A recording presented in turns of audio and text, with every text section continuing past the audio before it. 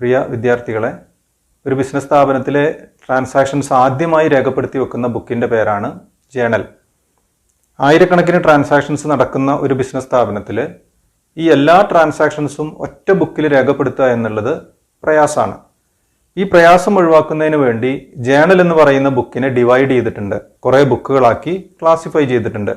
ആ ഓരോ ബുക്കിനെയും പറയുന്ന പേരാണ് സ്പെഷ്യൽ ജേണൽസ്.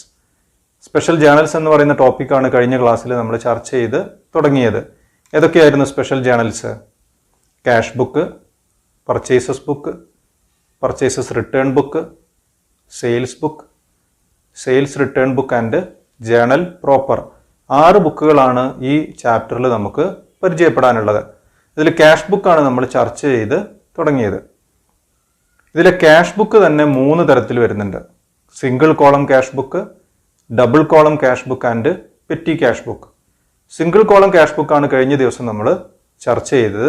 ഇന്നത്തെ ക്ലാസ്സിൽ ചർച്ച ചെയ്യുന്നത് ഡബിൾ കോളം ക്യാഷ് ബുക്ക്. ഒരു ബിസിനസ് സ്ഥാപനത്തിൽ പ്രധാനമായിട്ടും 2 തരം റെസിപ്റ്റുകളാണ് വരുന്നത്. ഒന്ന് ക്യാഷ് റെസിപ്റ്റ്, മറ്റൊന്ന് റെസിപ്റ്റ് ത്രൂ ബാങ്ക്. അതുപോലെ തന്നെ 2 തരം പേയ്മെൻറ്റുകൾ വരുന്നുണ്ട്. ക്യാഷ് പേയ്മെൻറ്റും പേയ്മെൻറ്റ് ബൈ ചെക്കും. ഇപ്പോൾ ക്യാഷായിട്ട് റിസീവ് ചെയ്യുമ്പോൾ ക്യാഷ് ഇൻ ഹാൻഡ് ആണ് ഇൻക്രീസ് ചെയ്യുന്നത്. റെസിപ്റ്റ് ത്രൂ ബാങ്ക് ആണെങ്കിൽ ക്യാഷ് അറ്റ് ബാങ്ക് ആണ് ഇൻക്രീസ് ചെയ്യുന്നത്. ക്യാഷ് പേയ്മെൻ്റ് ആണെങ്കിൽ ക്യാഷ് ഇൻ ഹാൻഡ് ഡിക്രീസ് ചെയ്യും. പേയ്മെൻറ്റ് ബൈ ചെക്ക് ആണെങ്കിൽ ബാങ്കിൽ നിന്നാണ് ആ പേയ്മെൻറ്റ് കൊടുക്കുന്നത്.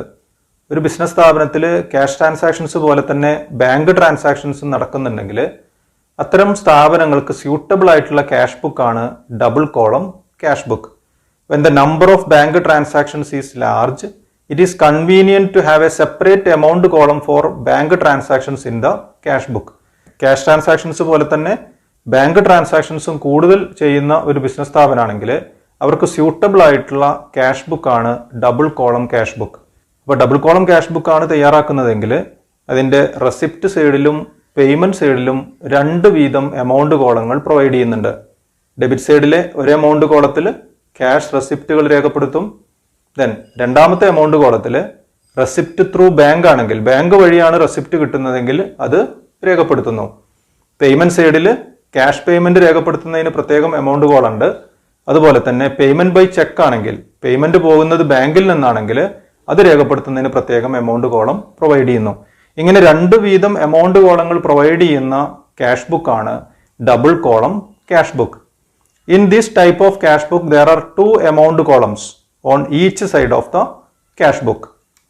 ഒരു ബാങ്ക് അക്കൗണ്ട് തുടങ്ങിക്കഴിഞ്ഞാൽ ആ ബാങ്ക് അക്കൗണ്ടിലേക്ക് നമുക്ക് ക്യാഷ് ഡെപ്പോസിറ്റ് ചെയ്യേണ്ട സാഹചര്യങ്ങൾ വരും. അതുപോലെ തന്നെ ഡെപ്പോസിറ്റ് ചെയ്ത ക്യാഷ് നമ്മൾ മറ്റ് ക്രെഡിറ്റേഴ്സിന് പേയ്മെന്റ് കൊടുക്കേണ്ടിയും വരുന്നുണ്ട്. ഈ സമയത്ത് യൂസ് ചെയ്യുന്ന 2 ഡോക്യുമെന്റുകളാണ് ഇനി പരിചയപ്പെടുന്നത്. ആദ്യം പേയിൻ സ്ലിപ്പ്. പേയിൻ സ്ലിപ്പ് എന്ന് പറയുന്ന ഡോക്യുമെന്റ് ആണ് ഡിസ്പ്ലേ ചെയ്തിട്ടുള്ളത്. ഒരു അക്കൗണ്ടിലേക്ക് ക്യാഷോ ചെക്കോ ഡെപ്പോസിറ്റ് ചെയ്യുന്ന സമയത്ത് യൂസ് ചെയ്യുന്ന ഡോക്യുമെന്റ് ആണ് പേയിൻ സ്ലിപ്പ്. ഡെപ്പോസിറ്റ് ചെയ്യുന്ന ഡേറ്റ്, ഏത് അക്കൗണ്ടിലേക്കാണോ ഡെപ്പോസിറ്റ് ചെയ്യുന്നത് ആ അക്കൗണ്ടിന്റെ number, amount of deposit, then signature of the depositor, ഇത്രയും കാര്യങ്ങളാണ് ഈ പേയിൻ സ്ലിപ്പ് പ്രധാനമായിട്ടും ഫില്ല് ചെയ്യേണ്ടത്. ഈ പേയിൻ സ്ലിപ്പ് തയ്യാറാക്കി ബാങ്കിലേക്ക് ക്യാഷ് ഡെപ്പോസിറ്റ് ചെയ്ത് കഴിഞ്ഞാൽ അതിലെ കൗണ്ടർ ഫോയിൽ നമുക്ക് തിരിച്ചു കിട്ടും. ആ കൗണ്ടർ ഫോയിലിനെ നമുക്കൊരു സോഴ്സ് ഡോക്യുമെന്റ് ആയിട്ട് ഉപയോഗിക്കാം. ആ ഡെപ്പോസിറ്റ് ചെയ്തതിനുള്ള ഒരു എവിഡൻസ് ആയിട്ട് ആ കൗണ്ടർ ഫോയിലിനെ നമുക്ക് ഉപയോഗിക്കാൻ കഴിയും. മറ്റൊരു ഡോക്യുമെന്റ് ആണ് ചെക്ക്. ഒരു അക്കൗണ്ട് തുടങ്ങിക്കഴിഞ്ഞാൽ ബാങ്ക് നമുക്ക് ചെക്ക് ബുക്ക് പ്രൊവൈഡ് ചെയ്യും. ബ്ലാങ്ക് ചെക്ക് ലീഫുകളാണ് അതിൽ അടങ്ങിയിട്ടുള്ളത്. നമുക്കൊരു ക്രെഡിറ്റർക്ക് പേയ്മെന്റ് നടത്തണമെങ്കിൽ, അല്ലെങ്കിൽ നമുക്ക് ആവശ്യമുള്ള പണം ബാങ്കിൽ നിന്ന് വിഡ്രോ ചെയ്യണമെങ്കിൽ നമുക്ക് ഏത് ഡോക്യുമെന്റ് യൂസ് ചെയ്യാം? ചെക്ക് എന്ന് പറയുന്ന ഡോക്യുമെന്റ് യൂസ് ചെയ്യാം. ഒരു ക്രെഡിറ്റർക്ക് പേയ്മെന്റ് നടത്തുന്ന സമയത്ത് ആ ക്രെഡിറ്ററുടെ പേര്, then amount, then date of transaction നമ്മൾ കൊടുക്കണം. ദെൻ അതുപോലെ തന്നെ ആ അക്കൗണ്ട് ഹോൾഡറുടെ സിഗ്നേച്ചറും ആ ചെക്കിൽ നമ്മൾ ഇട്ടിരിക്കണം. ഇത്രയും കാര്യങ്ങൾ ചെയ്തു കഴിഞ്ഞാൽ ആ ക്രെഡിറ്റർക്ക് നമ്മുടെ അക്കൗണ്ടിൽ നിന്നും അത്രയും പണം കളക്ട് ചെയ്യാൻ കഴിയും. അപ്പോൾ പ്രധാനമായിട്ടും 2 ഡോക്യുമെന്റുകളാണ്. ഒന്ന് ക്യാഷ് ഡെപ്പോസിറ്റ് ചെയ്യുന്നതിന് അല്ലെങ്കിൽ ചെക്ക് ഡെപ്പോസിറ്റ് ചെയ്യുന്നതിന് വേണ്ടി പേ സ്ലിപ്പ് ഉപയോഗിക്കുന്നു. ബാങ്കിൽ നിന്ന് പേയ്മെന്റ് നടത്തുന്നതിന് അല്ലെങ്കിൽ സെൽഫ് ഡ്രോയിങ്സിന് വേണ്ടിയിട്ട് ഏത് യൂസ് ചെയ്യാം? ചെക്ക് എന്ന് പറയുന്ന ഡോക്യുമെന്റും യൂസ് ചെയ്യാം. ഇനി ഡബിൾ കോളം ക്യാഷ് ബുക്കിന്റെ ഫോർമാറ്റ് ഒന്ന് പരിചയപ്പെടാം. സിംഗിൾ കോളം ക്യാഷ് ബുക്ക് പോലെ തന്നെയാണ് ഒരു അക്കൗണ്ടിന്റെ ഫോർമാറ്റ് ആണ് ഡബിൾ കോളം ക്യാഷ് ബുക്കിനും നൽകിയിട്ടുള്ളത്. ഒരു പ്രധാനപ്പെട്ട ഡിഫറൻസ് എന്താണ് കാണുന്നത്? ഡെബിറ്റ് സൈഡിൽ 2 എമൗണ്ട് കോളങ്ങൾ വരുന്നുണ്ട്, ക്രെഡിറ്റ് സൈഡിലും 2 എമൗണ്ട് കോളങ്ങൾ വരുന്നുണ്ട്. ഡെബിറ്റ് സൈഡിൽ date, receipts, ledger folio, then cash റെസിപ്റ്റുകൾ രേഖപ്പെടുത്താനും ബാങ്ക് റെസിപ്റ്റുകൾ രേഖപ്പെടുത്താനും പ്രത്യേകം കോളങ്ങൾ പ്രൊവൈഡ് ചെയ്തിട്ടുണ്ട്.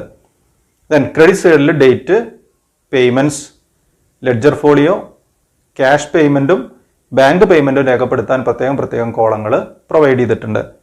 ക്യാഷ് ബുക്കിൽ ആദ്യം രേഖപ്പെടുത്തേണ്ടത് ഓപ്പണിംഗ് ബാലൻസ് ആണ്. ഓപ്പണിംഗ് ബാലൻസ് ഓഫ് ക്യാഷും രേഖപ്പെടുത്തണം, ഓപ്പണിംഗ് ബാലൻസ് ഓഫ് ബാങ്കും രേഖപ്പെടുത്തണം. ഇപ്പോൾ ബാങ്ക് അക്കൗണ്ട് സാധാരണ ബിസിനസ് സ്ഥാപനങ്ങൾക്ക് പ്രൊവൈഡ് ചെയ്യുന്ന ഒരു ഫെസിലിറ്റിയാണ് ഓവർ ഡ്രാഫ്റ്റ് ഫെസിലിറ്റി. ഡെപ്പോസിറ്റ് ചെയ്ത എമൗണ്ടിനേക്കാൾ കൂടുതൽ എമൗണ്ട് വിഡ്രോ ചെയ്യാനുള്ള ഫെസിലിറ്റിയാണ് ഓവർ ഡ്രാഫ്റ്റ് ഫെസിലിറ്റി.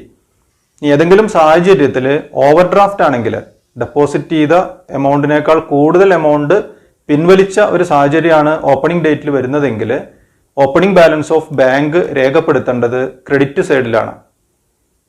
ദെൻ അതിനുശേഷം recording of cash receipts and cash payments.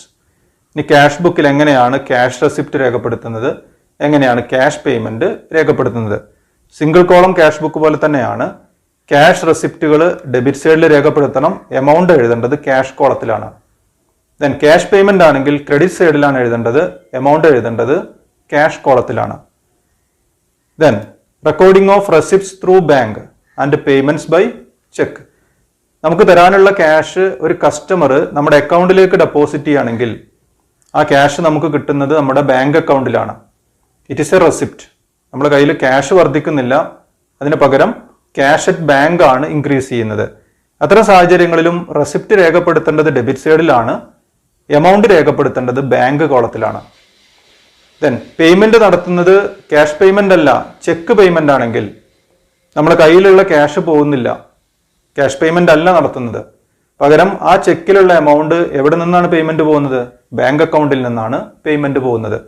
അപ്പോൾ പേയ്മെന്റ് ബൈ ചെക്ക് ആണെങ്കിൽ അത് രേഖപ്പെടുത്തേണ്ടത് ക്രെഡിറ്റ് സൈഡിലാണ്, എമൗണ്ട് രേഖപ്പെടുത്തേണ്ടത് ബാങ്ക് കോളത്തിലാണ്. ക്യാഷ് ബുക്കിൽ വരുന്ന പ്രധാനപ്പെട്ട 2 ട്രാൻസാക്ഷൻസ് ആണ് ഡിസ്പ്ലേ ചെയ്തിട്ടുള്ളത്. ഒന്ന്, cash deposited into bank. ബാങ്കിലേക്ക് ക്യാഷ് ഡെപ്പോസിറ്റ് ചെയ്തു. ക്യാഷ് ഇൻ ഹാൻഡ് ഡിക്രീസ് ചെയ്യും, ക്യാഷ് അറ്റ് ബാങ്ക് ഇൻക്രീസ് ചെയ്യും. എന്താണ് journal entry? Bank account debit to cash account. Then രണ്ടാമത്തെ ട്രാൻസാക്ഷൻ നോക്കൂ, cash withdrawn from bank for office use. ഒന്നാമത്തെ ട്രാൻസാക്ഷന്റെ just opposite ആണ് രണ്ടാമത്തെ ട്രാൻസാക്ഷൻ. ബാങ്കിൽ നിന്നും ക്യാഷ് ബിസിനസ് ആവശ്യത്തിന് വേണ്ടി വിഡ്രോ ചെയ്തു. അപ്പോൾ ക്യാഷ് ഇൻ ഹാൻഡ് ഇൻക്രീസ് ചെയ്യും, ക്യാഷ് അറ്റ് ബാങ്ക് ഡിക്രീസ് ചെയ്യും. എന്താണ് journal entry? Cash account debit to bank account. ഇപ്പം ഈ 2 ട്രാൻസാക്ഷനും ഒരേ സമയം റെസിപ്റ്റ് ആണ്, അതേസമയം അത് പേയ്മെന്റ് ആണ്. എക്സാമ്പിൾ പറയുകയാണെങ്കിൽ cash deposited into bank, ബാങ്കിൽ അത് ക്യാഷ് കൂടുന്നു എന്ന് പറയുമ്പോൾ റെസിപ്റ്റ് സൈഡിൽ ബാങ്ക് കോളത്തിൽ ആ എമൗണ്ട് രേഖപ്പെടുത്തണം. അതേസമയം നമ്മുടെ കയ്യിലുള്ള ക്യാഷ് കുറയുന്നു, ക്യാഷിൽ നിന്നാണ് ആ പേയ്മെന്റ് പോകുന്നത്. അപ്പോൾ ക്രെഡിറ്റ് സൈഡിൽ അതല്ലെങ്കിൽ പേയ്മെന്റ് സൈഡിൽ ക്യാഷ് കോളത്തിലും ആ എമൗണ്ട് രേഖപ്പെടുത്തേണ്ടി വരുന്നു. Then cash withdrawn from bank ആണെങ്കിലോ നമ്മുടെ കയ്യിലുള്ള ക്യാഷ് വർദ്ധിക്കും, അതൊരു റെസിപ്റ്റ് ആണ്. ഡെബിറ്റ് സൈഡിൽ അതല്ലെങ്കിൽ റെസിപ്റ്റ് സൈഡിൽ ക്യാഷ് കോളത്തിൽ എമൗണ്ട് രേഖപ്പെടുത്തണം. അതേസമയം ബാങ്കിൽ നിന്ന് അത്രയും എമൗണ്ട് പേയ്മെന്റ് പോവുകയാണ് ചെയ്യുന്നത്, അല്ലെങ്കിൽ ബാങ്ക് അക്കൗണ്ടിൽ നിന്ന് അത്രയും എമൗണ്ട് കുറയുന്നു. അപ്പോൾ അത് പേയ്മെന്റ് സൈഡിലും രേഖപ്പെടുത്തണം, പേയ്മെന്റ് സൈഡിൽ ബാങ്ക് കോളത്തിലാണ് എമൗണ്ട് രേഖപ്പെടുത്തേണ്ടത്. ഒരേ സമയം ക്യാഷിനെയും ബാങ്കിനെയും അഫക്റ്റ് ചെയ്യുന്ന എൻട്രികളെ പറയുന്ന പേരാണ് contra entry. Transaction between cash and bank. ഒരേ സമയം ക്യാഷ് ബുക്കിന്റെ റെസിപ്റ്റ് സൈഡിലും പേയ്മെന്റ് സൈഡിലും ഈ ട്രാൻസാക്ഷൻസ് നമുക്ക് രേഖപ്പെടുത്തേണ്ടി വരും. ഇതിൽ ഓരോ ട്രാൻസാക്ഷൻസും എങ്ങനെയാണ് രേഖപ്പെടുത്തുന്നതെന്ന് നോക്കാം. Cash deposited into bank. ബാങ്കിലാണ് ക്യാഷ് കൂടുന്നത്, അല്ലെ? ഡെപ്പോസിറ്റ് ആണ് കൂടുന്നത്, ക്യാഷ് ഇൻ ഹാൻഡ് കുറയുന്നു. ഡെപ്പോസിറ്റ് കൂടുക എന്ന് പറയുമ്പോൾ ഇറ്റ് ഈസ് എ റെസിപ്റ്റ്. നമ്മുടെ അക്കൗണ്ടിൽ ക്യാഷ് കൂടുകയാണ് ചെയ്യുന്നത്. റെസിപ്റ്റ് സൈഡിൽ ബാങ്ക് കോളത്തിലാണ് എമൗണ്ട് രേഖപ്പെടുത്തേണ്ടത്. ദെൻ പർട്ടിക്കുലേഴ്സ് കോളത്തിൽ ക്യാഷ് എന്ന് എഴുതണം. ഇതേ സമയം ക്യാഷ് ഇൻ ഹാൻഡ് കുറയുന്നു, ക്യാഷിൽ നിന്നാണ് പേയ്മെന്റ് കൊടുക്കുന്നത്. അത് പേയ്മെന്റ് സൈഡിലും രേഖപ്പെടുത്തേണ്ടത് ക്യാഷ് കോളത്തിലാണ്, പർട്ടിക്കുലേഴ്സ് കോളത്തിൽ എഴുതേണ്ടത് ബാങ്ക് എന്നാണ്. ദെൻ ഇതൊരു കോൺട്രാ എൻട്രി ആണെന്ന് തിരിച്ചറിയുന്നതിന് വേണ്ടി the alphabet C is written in ledger folio column on both the sides.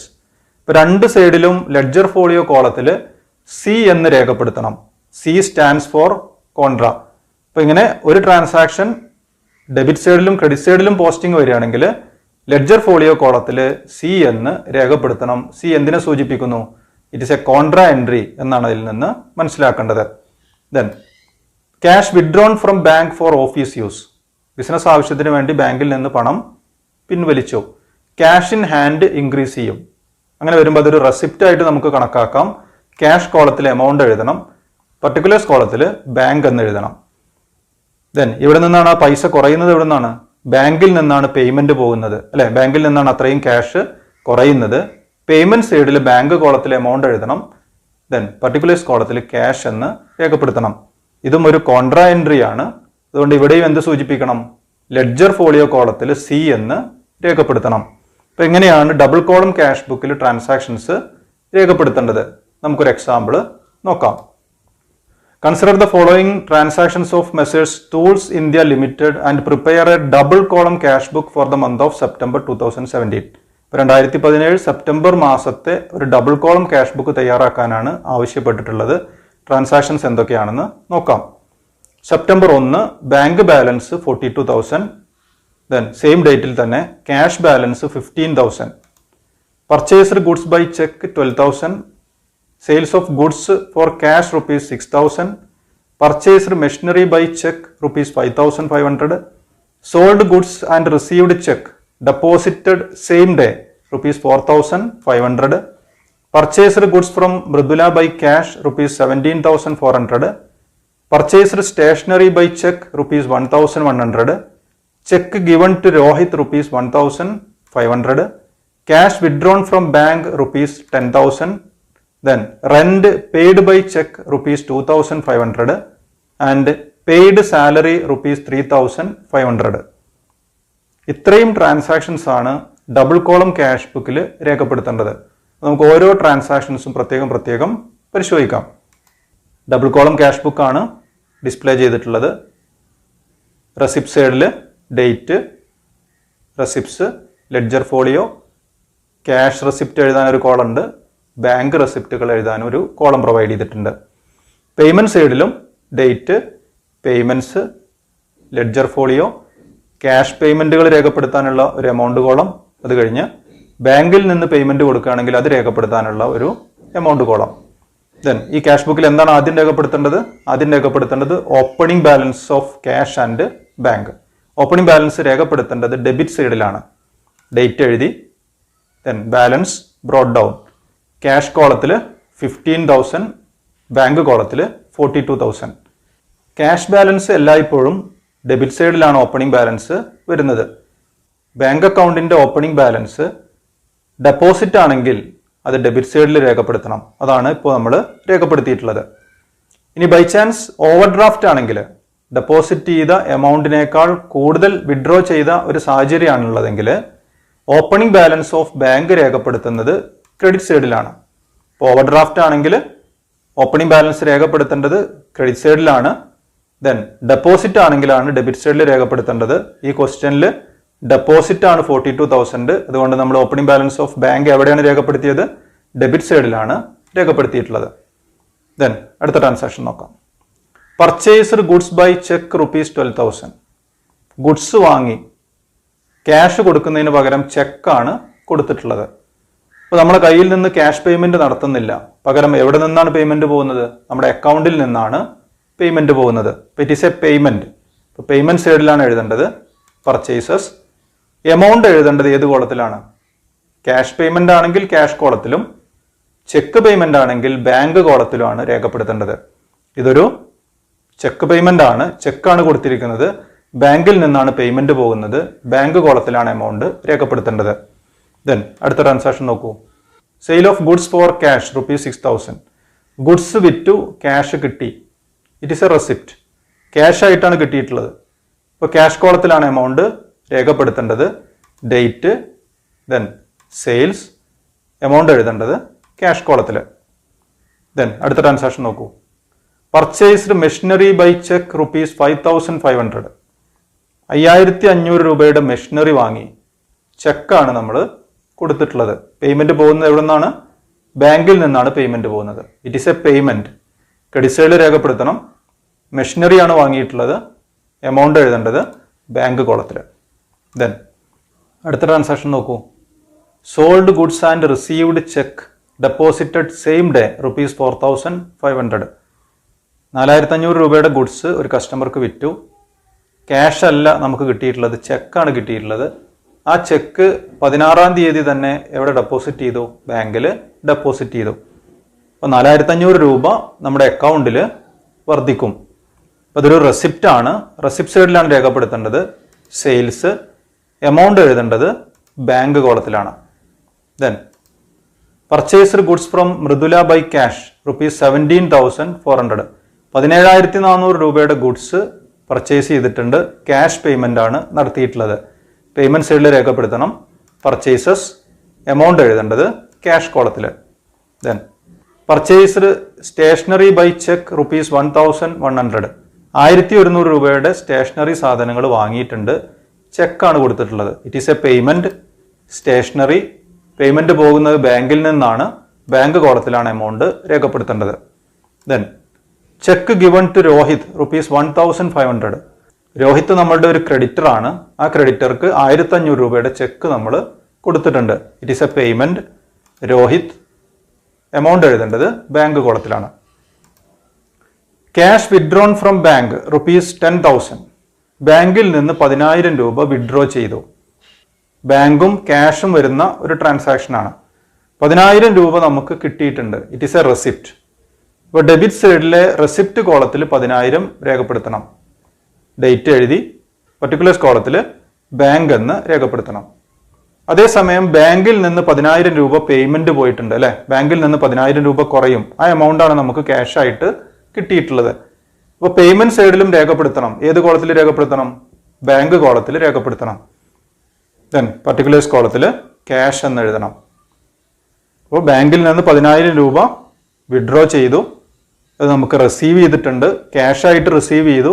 Cash കോളത്തിൽ റെസിപ്റ്റ് സൈഡിൽ എമൗണ്ട് എഴുതിയിട്ടുണ്ട്. ദെൻ ബാങ്കിൽ നിന്ന് അത്രയും രൂപ കുറഞ്ഞിട്ടുണ്ട്. So it is a payment. അപ്പോൾ പേയ്മെന്റ് സൈഡിലും രേഖപ്പെടുത്തണം. ഏത് കോളത്തിലാണ്? ബാങ്ക് കോളത്തിലാണ് രേഖപ്പെടുത്തേണ്ടത്. ദെൻ ഇതൊരു കോൺട്രാ എൻട്രി ആണെന്ന് തിരിച്ചറിയുന്നതിന് വേണ്ടി സി എന്ന് ലെഡ്ജർ ഫോളിയോ കോളത്തിൽ രേഖപ്പെടുത്തണം. അടുത്ത ട്രാൻസാക്ഷൻ നോക്കൂ. Rent paid by check ₹2,500. 2,500 രൂപ റെന്റ് കൊടുത്തു ബൈ ചെക്ക്. ചെക്കാണ് നമ്മൾ കൊടുത്തിട്ടുള്ളത്. പേയ്മെന്റ് ആണ്. റെന്റ് എന്ന് എഴുതണം. പേയ്മെന്റ് പോകുന്നത് എവിടെ നിന്നാണ്? ബാങ്കിൽ നിന്നാണ് പേയ്മെന്റ് പോകുന്നത്. 2,500. Then paid salary ₹3,500. 3,500 രൂപ സാലറി പേയ്മെന്റ് നടത്തിയിട്ടുണ്ട്. ക്യാഷ് പേയ്മെന്റ് ആണ്. പേയ്മെന്റ് സൈഡിൽ എഴുതണം സാലറി. ക്യാഷ് കോളത്തിലാണ് എമൗണ്ട് രേഖപ്പെടുത്തേണ്ടത്. ഇത്രയും ട്രാൻസാക്ഷൻസ് ആണ് നമുക്ക് രേഖപ്പെടുത്താനുള്ളത്. ഇനി ക്യാഷ് ബുക്ക് ബാലൻസ് ചെയ്യണം. ബാലൻസ് ചെയ്യുമ്പോൾ ആദ്യം ക്യാഷ് കോളം ബാലൻസ് ചെയ്യാം. ക്യാഷ് കോളത്തിൽ എപ്പോഴും ഡെബിറ്റ് സൈഡിലാണ് എമൗണ്ട് കൂടുതൽ വരുന്നത്. ഡെബിറ്റ് സൈഡിൽ ടോട്ടൽ വരുന്നത് 31,000 ആണ്. ക്രെഡിറ്റ് സൈഡിലെ ടോട്ടൽ വരുന്നത് 20,900. അപ്പോൾ 31,000 ആണ് ടോട്ടലായിട്ട് രേഖപ്പെടുത്തേണ്ടത്. ക്രെഡിറ്റ് സൈഡിൽ ബാലൻസ് വരും. എത്ര ബാലൻസ് വരും? 31,000-ൽ നിന്ന് 20,900 കുറച്ച് കഴിഞ്ഞാൽ കിട്ടുന്ന എമൗണ്ട് ആണ് 10,100. അത് ക്യാഷിന്റെ ക്ലോസിംഗ് ബാലൻസ് ആണ്. Closing date 30/9/2017. Balance carry down. ഇനി ബാങ്ക് കോളം ബാലൻസ് ചെയ്യണം. അപ്പോൾ ബാങ്കിന്റെ ഡെബിറ്റ് സൈഡിലെ ടോട്ടൽ വരുന്നത് 46,500. ക്രെഡിറ്റ് സൈഡിലെ ടോട്ടൽ വരുന്നത് 32,600. ഇപ്പോൾ 46,500 ആണ് വലിയ എമൗണ്ട്. അത് ടോട്ടലായിട്ട് രേഖപ്പെടുത്തണം. ഇവിടെയും ബാലൻസ് വരുന്നത് ക്രെഡിറ്റ് സൈഡിലാണ്. ബാലൻസ് വരുന്നത് 13,900. 46,500-ൽ നിന്ന് ക്രെഡിറ്റ് സൈഡിലെ എമൗണ്ടുകളെല്ലാം മൈനസ് ചെയ്യുമ്പോഴാണ് 13,900 നമുക്ക് കിട്ടുന്നത്. ഇനി ഏതെങ്കിലും സാഹചര്യത്തിൽ ബാങ്ക് അക്കൗണ്ടിന്റെ ക്രെഡിറ്റ് സൈഡ് ആണ് കൂടുതലെങ്കിൽ, അങ്ങനെയാണെങ്കിൽ ഡെബിറ്റ് സൈഡിലാണ് ബാലൻസ് വരിക. ആ സാഹചര്യത്തെയാണ് നമ്മൾ ഓവർ ഡ്രാഫ്റ്റ് എന്ന് പറയുന്നത്. റെസിപ്റ്റിനേക്കാൾ കൂടുതൽ പേയ്മെന്റ് വരികയാണ് അല്ലെ. ബാങ്ക് കോളത്തിൽ വരുന്ന റെസിപ്റ്റിനേക്കാളും കൂടുതൽ പേയ്മെന്റ് ക്രെഡിറ്റ് സൈഡിൽ വരികയാണെങ്കിൽ ആ സാഹചര്യത്തെയാണ് ഓവർ ഡ്രാഫ്റ്റ് എന്ന് പറയുന്നത്. ഇപ്പോൾ ബാങ്ക് കോളം ടോട്ടൽ ചെയ്യുന്ന സമയത്ത് ക്രെഡിറ്റ് സൈഡിലെ ടോട്ടലാണ് കൂടുതൽ കിട്ടുന്നതെങ്കിൽ ആ ടോട്ടലാണ് നമ്മൾ ഡെബിറ്റ് സൈഡിൽ രേഖപ്പെടുത്തുന്നത്. അങ്ങനെയാണെങ്കിൽ ഡെബിറ്റ് സൈഡിലാണ് ബാലൻസ് വരിക. എന്നെ നമ്മൾ ക്ലോസിംഗ് ബാലൻസ് ഓഫ് ബാങ്ക്, അതെന്തിനെ സൂചിപ്പിക്കുന്നു? ഓവർ ഡ്രാഫ്റ്റിനെ സൂചിപ്പിക്കുന്നു. ഈ പ്രോബ്ലത്തിൽ രണ്ട് ടോട്ടലും ഡെബിറ്റ് സൈഡാണ് കൂടുതൽ. അതുകൊണ്ട് ക്ലോസിംഗ് ബാലൻസ് ക്രെഡിറ്റ് സൈഡിലാണ് വരുന്നത്. ക്ലോസിംഗ് ബാലൻസ് ഓഫ് ക്യാഷും ക്ലോസിംഗ് ബാലൻസ് ഓഫ് ബാങ്കും ഇത് അടുത്ത മാസത്തേക്ക് ബ്രോഡ് ഡൗൺ ചെയ്യണം. 1/10/2017 ബാലൻസ് ബ്രോഡ് ഡൗൺ 10,100 ആൻഡ് 13,900. എങ്ങനെയാണ് ക്യാഷ് ബുക്ക് തയ്യാറാക്കേണ്ടത്? ഇനി ക്യാഷ് ബുക്കിൽ നിന്ന് എങ്ങനെയാണ് ലെഡ്ജർ അക്കൗണ്ടുകളിലേക്ക് പോസ്റ്റ് ചെയ്യുന്നതെന്ന് നോക്കാം. ഇപ്പൊ ക്യാഷ് ബുക്ക് എന്ന് പറയുന്നത് ഒരു ജേണലാണ്. ജേണലിൽ നിന്ന് ലെഡ്ജർ അക്കൗണ്ടുകളിലേക്ക് പോസ്റ്റ് ചെയ്യണം. പോസ്റ്റ് ചെയ്യുന്ന സമയത്ത് ശ്രദ്ധിക്കേണ്ടത്, ഡബിൾ കോളം ക്യാഷ് ബുക്കാണ് തയ്യാറാക്കിയതെങ്കിൽ പിന്നീട് ക്യാഷ് അക്കൗണ്ടും ബാങ്ക് അക്കൗണ്ടും പ്രത്യേകം തയ്യാറാക്കേണ്ടതില്ല. ഇപ്പൊ ക്യാഷ് അക്കൗണ്ടും ബാങ്ക് അക്കൗണ്ടും ഒഴികെയുള്ള മറ്റ് അക്കൗണ്ടുകളിലേക്കെല്ലാം ഇതിലെ ട്രാൻസാക്ഷൻസ് നമ്മൾ പോസ്റ്റ് ചെയ്യണം. നമ്മൾ തയ്യാറാക്കിയിട്ടുള്ള ക്യാഷ് ബുക്കാണ് മുകളിൽ ഡിസ്പ്ലേ ചെയ്തിട്ടുള്ളത്. ഇപ്പൊ റെസിപ്റ്റ് സൈഡിൽ നോക്കുക. അപ്പൊ ആദ്യം സെയിൽസ് വരുന്നുണ്ട് അല്ലെ, 2 സെയിൽസ് വരുന്നുണ്ട്. അതൊന്ന് ക്യാഷ് ആയിട്ട് കിട്ടിയിട്ടുള്ള എമൗണ്ട് ആണ്, മറ്റൊന്ന് എമൗണ്ട് കിട്ടിയിട്ടുള്ളത് ബാങ്കിലാണ്. ഇത് രണ്ടും പോസ്റ്റ് ചെയ്യേണ്ടത് സെയിൽസ് അക്കൗണ്ടിലേക്കാണ്. എന്താണ് journal entry? Cash account debit to sales. രണ്ടാമത്തെ journal entry bank account debit to sales. ഇത് രണ്ടും സെയിൽസ് അക്കൗണ്ടിന്റെ ക്രെഡിറ്റ് സൈഡിലേക്കാണ് പോസ്റ്റ് ചെയ്യേണ്ടത്. ക്രെഡിറ്റ് സൈഡിലേക്ക് പോസ്റ്റ് ചെയ്യുമ്പോൾ ആദ്യം ഡേറ്റ് എഴുതണം. ദെൻ ക്യാഷ് ആയിട്ട് കിട്ടിയത് വരുമ്പോൾ ക്യാഷ് അക്കൗണ്ട് എന്ന് രേഖപ്പെടുത്തണം 6,000. ബാങ്കിലാണ് റെസിപ്റ്റ് കിട്ടിയതെങ്കിൽ ബാങ്ക് അക്കൗണ്ട് എന്ന് രേഖപ്പെടുത്തണം എമൗണ്ട് 4,500. ഇപ്പൊ ക്യാഷ് ബുക്കിന്റെ ഡെബിറ്റ് സൈഡിലെ എൻട്രീസ് പോസ്റ്റ് ചെയ്യുന്ന സമയത്ത് ആ റെസ്പെക്റ്റീവ് അക്കൗണ്ടുകളുടെ ക്രെഡിറ്റ് സൈഡിലേക്കാണ് പോസ്റ്റിംഗ് പോകുന്നത്. ഇനി വരുന്ന ട്രാൻസാക്ഷൻ ബാങ്കിൽ നിന്ന് 10,000 രൂപ വിഡ്രോ ചെയ്തതാണ്. അത് നമ്മൾ ബാങ്ക് അക്കൗണ്ടിലേക്ക് പോസ്റ്റ് ചെയ്യേണ്ടതില്ല. എന്താണ് കാരണം? ഈ ക്യാഷ് ബുക്ക് തന്നെ ഒരു ബാങ്ക് അക്കൗണ്ട് ആയിട്ട് നമുക്ക് കണക്കാക്കാൻ കഴിയും. ബാങ്ക് അക്കൗണ്ട് ബാലൻസ് നമ്മൾ നേരത്തെ കണ്ടെത്തിയിട്ടുണ്ട്. ഇനി ക്രെഡിറ്റ് സൈഡ് നോക്കാം. ക്രെഡിറ്റ് സൈഡിൽ ആദ്യം വരുന്നത് പർച്ചേസസ് ആണ്. ദെൻ പേയ്മെന്റ് സൈഡിൽ ഒരു പർച്ചേസ് കൂടി വരുന്നുണ്ട്. മൂന്നാമതായിട്ട് 17/9 പർച്ചേസസ്. ഈ രണ്ടും പർച്ചേസസ് അക്കൗണ്ടിലേക്കാണ് പോസ്റ്റ് ചെയ്യേണ്ടത്. ജേണൽ എൻട്രി വരുന്നത്, ഒന്നാമത്തെ ജേണൽ എൻട്രി വരുന്നത് purchases debit to bank account. Then രണ്ടാമത്തെ ട്രാൻസാക്ഷൻ വരുന്നത് purchases debit to cash account. ഈ രണ്ട് ട്രാൻസാക്ഷനും പോസ്റ്റ് ചെയ്യേണ്ടത് പർച്ചേസസ് അക്കൗണ്ടിന്റെ ഡെബിറ്റ് സൈഡിലേക്കാണ്. അപ്പൊ ആദ്യം ഡേറ്റ് എഴുതി, ബാങ്ക് വഴി പേയ്മെന്റ് നടത്തുമ്പോൾ പർട്ടിക്കുലർ കോളത്തിൽ ബാങ്ക് എന്ന് എഴുതി. ദെൻ ക്യാഷ് പേയ്മെന്റ് നടത്തിയപ്പോൾ ക്യാഷ് അക്കൗണ്ട് എന്ന് എഴുതി 17,400. ഇപ്പൊ ക്യാഷ് ബുക്കിന്റെ ക്രെഡിറ്റ് സൈഡിലെ ട്രാൻസാക്ഷൻസ് പോസ്റ്റ് ചെയ്യുമ്പോൾ ആ റെസ്പെക്റ്റീവ് അക്കൗണ്ടിന്റെ ഡെബിറ്റ് സൈഡിലേക്കാണ് പോസ്റ്റിംഗ് വരുന്നത്. ഇതുപോലെ ക്യാഷ് ബുക്കിന്റെ ക്രെഡിറ്റ് സൈഡിലുള്ള സ്റ്റേഷനറി അക്കൗണ്ടിലേക്കും രോഹിത്, റെന്റ്, സാലറി ഇത്രയും അക്കൗണ്ടിലേക്കും ഏത് സൈഡിലേക്ക് പോസ്റ്റിംഗ് പോകും? ഡെബിറ്റ് സൈഡിലേക്കാണ് പോസ്റ്റിംഗ് പോകുന്നത്. അപ്പൊ ഇന്ന് നമ്മൾ ചർച്ച ചെയ്ത ഏറ്റവും പ്രധാനപ്പെട്ട ഒരു ടോപ്പിക്കാണ് double column cash book. Double column cash ബുക്കിന്റെ പ്രത്യേകത എന്താണ്? ഡെബിറ്റ് സൈഡിലും ക്രെഡിറ്റ് സൈഡിലും 2 എമൗണ്ട് കോളങ്ങൾ വരുന്നുണ്ട്. ക്യാഷ് റെസിപ്റ്റുകളും ബാങ്ക് റെസിപ്റ്റുകളും എഴുതാൻ പ്രത്യേകം കോളങ്ങൾ വരുന്നുണ്ട്. ദെൻ ക്യാഷ് പേയ്മെന്റും ബാങ്ക് പേയ്മെന്റുകളും രേഖപ്പെടുത്തുന്നതിന് വേണ്ടി പേയ്മെന്റ് സൈഡിലും പ്രത്യേകം എമൗണ്ട് കോളങ്ങൾ വരുന്നുണ്ട്. ഈ ക്യാഷ് ബുക്ക് തയ്യാറാക്കി കഴിഞ്ഞാൽ അത് ജേണലാണ്. അതേസമയം അത് ക്യാഷ് അക്കൗണ്ടിന്റെയും ബാങ്ക് അക്കൗണ്ടിന്റെയും ഫീച്ചേഴ്സും നൽകുന്നുണ്ട്. ഇപ്പോൾ ക്യാഷ് ബുക്ക് ഡബിൾ കോളാണ് തയ്യാറാക്കിയതെങ്കിൽ പിന്നീട് നമ്മൾ ക്യാഷ് അക്കൗണ്ടും ബാങ്ക് അക്കൗണ്ടും പ്രത്യേകം തയ്യാറാക്കേണ്ടതില്ല.